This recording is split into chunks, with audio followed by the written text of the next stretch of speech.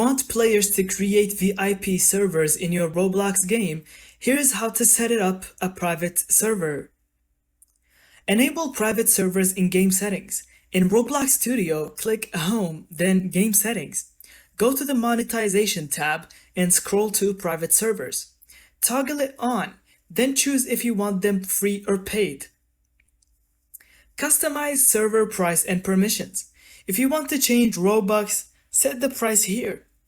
Players will need to pay to create one. You can also allow servers owners to control who joins by toggling server permissions.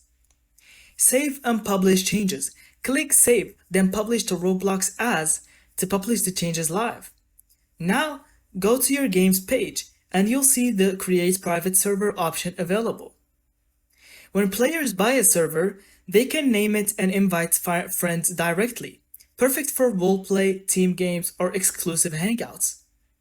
That's it. You've now enabled private servers in your Roblox game. Thank you so much for watching. I hope you found this video helpful. Don't forget to leave us your thoughts in the comments.